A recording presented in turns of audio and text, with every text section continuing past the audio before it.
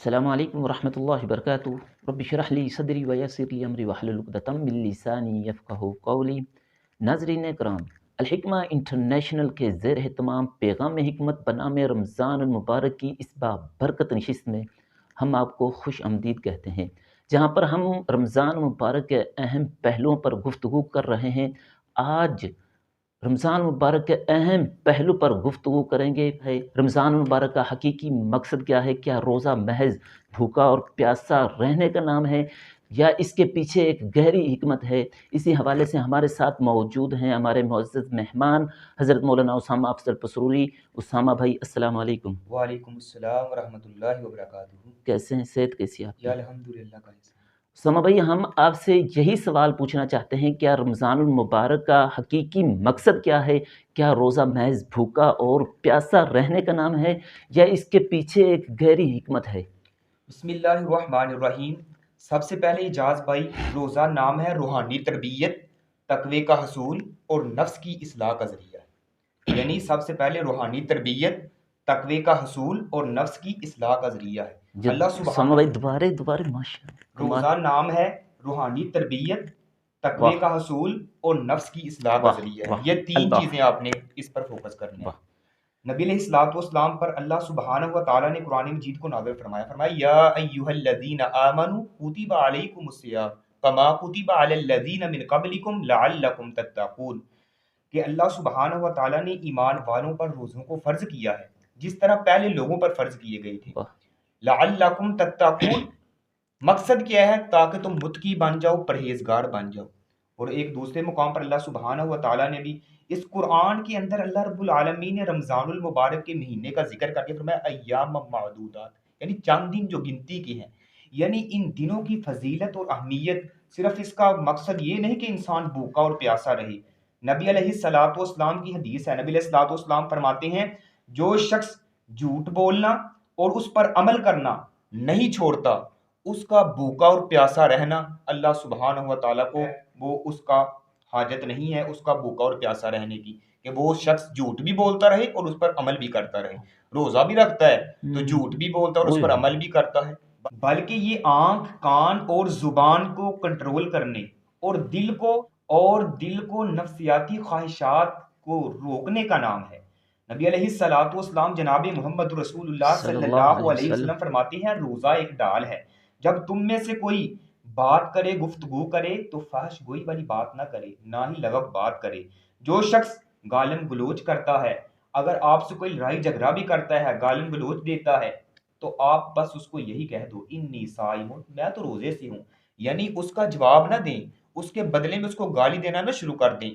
روزہ انسان کو نفسیاتی خواہشات اور ان تمام معاملات سے روکتا ہے، تمہارے اندر جو ہے وہ روحانیت کو پیدا کرتا ہے اور انسان کو اس کی خواہشات سے روکتا ہے۔ اور نبی علیہ الصلوۃ والسلام نے فرمایا کتنے ہی روزے دار ایسے ہیں جن کو ان کے روزے سے صرف بھوک اور پیاس ہی ملتی ہے، یعنی وہ روزے کے صحیح معنی و مفہوم کو سمجھ نہیں سکے کہ روزہ نام کس چیز کا ہے، صرف بھوک اور پیاس کو ہی شام کو جو ہے اپنے نامہ اعمال میں درج کرواتے ہیں، روزے کے جو اجر و ثواب سے وہ محروم ہو جاتے ہیں۔ ہم بھائی عموماً ہمارے معاشرے کے اندر دیکھا جاتا ہے کہ جو ہی رمضان المبارک آتا ہے، مساجد کے اندر بڑے پیمانے پر نماز تراویح اور قرآن مجید کا اہتمام کیا جاتا ہے۔ اب ذرا یہ بتائیں رمضان اور قرآن کا آپس کے اندر کیا تعلق ہے؟ جی، رمضان اور قرآن کا بڑا گہرا تعلق ہے۔ اللہ رب العالمین کے قرآن مجید میں اللہ تعالیٰ فرماتے ہیں شہر رمضان الذی انزل فیہ القرآن ھدی للناس وبینات من الہدی والفرقان، یعنی رمضان المبارک کا مہینہ وہ مہینہ ہے جس مہینے میں اللہ سبحانہ و تعالیٰ نے قرآن مجید کو نازل کیا، اور قرآن ایسی کتاب ہے جو لوگوں کے لیے ہدایت کا ذریعہ ہے، اور اس میں لوگوں کے لیے ہدایت اور حق و باطل کے درمیان فرق کرنے والی واضح نشانیاں موجود ہیں۔ یعنی اس اعتبار سے اللہ سبحانہ و تعالیٰ نے اس مہینے کو قرآن اور رمضان جو ہے اس کا بڑا گہرا تعلق ہے۔ بعض اوقات تو اس کو کہا جاتا ہے کہ رمضان جو ہے یہ قرآن کا مہینہ ہے، اور اس کا گہرا تعلق اس اعتبار سے بھی ہے کہ نبی علیہ الصلوۃ والسلام جناب محمد رسول اللہ صلی اللہ علیہ وسلم حضرت جبرائیل علیہ الصلوۃ والسلام سے اس مہینے میں قرآن کا دور کیا کرتے تھے، اور جس سال آپ علیہ الصلوۃ والسلام نے وفات پائی اس سال آپ علیہ الصلوۃ والسلام نے 2 دفعہ جبرائیل علیہ الصلوۃ والسلام سے قرآن کا دور کیا. یعنی اس مہینے میں لوگ جو ہیں وہ قرآن کی تعلیمات کو زیادہ سیکھتے ہیں. مساجد میں درس و دروس ہوتے ہیں, دورہ قرآن, تفسیر وغیرہ ہوتی ہیں. یعنی لوگ جو ہیں قرآن کے ساتھ عملی طور پر اور اس کے معنی و مفہوم کو سمجھتے ہیں.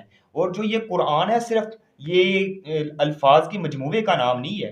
یعنی قرآن جو ہے یہ الفاظ کے مجموعے کا نام نہیں بلکہ یہ زندگی کا ایک مکمل زندگی گزارنے کا ایک مکمل دستور ہے. واہ، یعنی اگر قرآن کو آپ صحیح معنوں میں سمجھو گے, آپ دیکھتے ہیں یہ صرف الفاظ ہے, نہ یہ الفاظ کا مجموعہ نہیں ہے. قرآن جو ہے یہ اس میں زندگی گزارنے کا مکمل دستور ہے. اگر صحیح معنوں میں آپ نے قرآن کے الفاظ پر غور و فکر کر لیا, آپ جو ہے دنیا کے اندر زندگی گزارنے کا طریقہ اور دستور سمجھ لیں گے اور آخرت میں جو ہے وہ کامیابی کو پا سکیں گے. اگر آپ نے قرآن کو صحیح معنوں میں سمجھ لیا تو پتہ کیا چلا, قرآن اور رمضان کا آپس میں بڑا گہرا تعلق ہے. اللہ سبحانہ و تعالیٰ کے نے اس مہینے میں قرآن کو نازل کیا, بلکہ ایک مقام پہ آتا ہے اللہ تعالیٰ فرماتے ہیں انا انزلناہ فی لیلۃ القدر, ہم نے اس کو لیلۃ القدر کی رات میں نازل کیا ہے. قرآن مجید میں اللہ سبحانہ تعالیٰ نے اس کی وضاحت فرما دی. اور لیلۃ القدر کی جو رات ہے وہ نبی علیہ الصلوۃ والسلام فرماتے ہیں اس کو آخری عشرے کی طاق راتوں میں تلاش کرو. یعنی پتہ چلا کہ رمضان کے مہینے میں ہی اور آخری عشرے میں اللہ سبحانہ و تعالیٰ نے اس قرآن کو نازل کیا ہے. اس سے بخوبی علم ہوتا ہے کہ قرآن اور رمضان کا بڑا گہرا تعلق ہے آپس میں. ناظرین، ہمارے معزز مہمان نے ہمیں یہ بتایا کہ روزہ محض بھوکا پیاسا رہنے کا نام نہیں بلکہ تقوی کا حصول، روحانی تربیت اور نفس کی اصلاح کا نام ہے. یقیناً آج کی ہماری یہ گفتگو ہمیں یہ سوچنے پر مجبور کرتی ہے کہ کیا ہم اپنے روزے کو محض رسمی عبادات کے طور پر تو نہیں گزار رہے یا اسے اپنی زندگی میں اپنانے کی کوشش کر رہے ہیں. آج کی ہماری گفتگو کا دوسرا سوال یہ تھا کہ رمضان اور قرآن کا کیا آپس کے اندر تعلق ہے. ہمارے معزز مہمان کا ہم شکریہ ادا کرتے ہیں کہ انہوں نے ہمیں انتہائی قیمتی عملی نکات سے روشناس کروایا، اور ہم اپنے ناظرین کا بھی شکریہ ادا کرتے ہیں کہ جنہوں نے ہمیں توجہ سے سنا اور ہمیں جناب اپنا قیمتی وقت دیا. اسی کے ساتھ ہم جناب اجازت چاہتے ہیں. دیکھتے رہیے الحکمہ انٹرنیشنل، زندگی شعور سے.